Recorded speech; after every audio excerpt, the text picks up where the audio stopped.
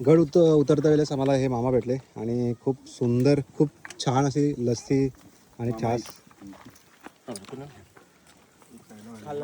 या किल्ल्याचं वैशिष्ट्य असं की राजे शिवछत्रपती या किल्ल्यावरती शपथ घेण्याकरता आले रोडेश्वराला शपथ घेण्याकरता आल्यानंतर आमची साप्त्यांची एक 6 घरं, आमची स्वर्णोपतांची फाटकांची एक 5-6 घरं आणि गायकवाड दावलेंची 5-6 घरं, अशी 18-20 घरं आणि एक सदर, एक मंदिर, एक हनुमान मंदिर. किल्ला सुंदर आहे एकदम. पण राजांनी उद्गार काढले की किल्ला सुंदर आहे परंतु इथं वस्ती एवढी आहे आणि एक विचित्रगड आहे, म्हणजे की वस्ती कमी आहे. त्यामुळं राजांच्या बोलण्यावरून विचित्रगड नाव पडलं. राजे कसे एकदम गनिमी गावात धूर्त होते. त्यांनी हा पुरंदरच्या तहामध्ये, मिर्झाराजे जयसिंगाच्या तहामध्ये हा किल्ला दिला गेला. त्यावेळेला अगोदर नाव ठेवलं तर राजांनी पॅराग्राम केला की तुम्हाला शेंगडी दिला, तोरणा दिला, असे नावं घेत गेली. तर 8व्या-10व्या क्रमांकाला रोहिडेश्वराचं नाव घेतलं गेलं आणि नंतर 20व्या-21व्या नावाला परत नाव घेतलं गेलं की विचित्रगड नाव घेतलं.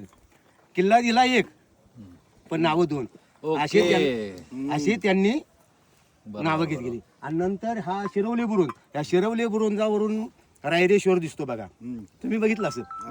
हा रायरेश्वर दिसतो, त्या रायरेश्वरावरती जाऊन शंकराचं मंदिर आहे, तिथं शपथविधी केली. छत्रपती राजे देव नव्हते, पण जर आपले छत्रपती राजे नसते तर आपले देव देवळामध्ये राहिले नसते. आमच्या 3 पिढ्यावरती गेला, आजोबा पंजोबा वरती गेले.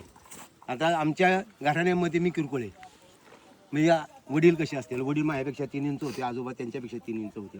आता मुलगा माझा एवढा, आता नातू एवढाच होतो. म्हणजे हात द्या तुम्ही मला, हात द्या. ए साला आत मिलव. लाठी हे करतात ना ते मामा, लाठी हे करतात. लाठी फिरतो तुम्ही?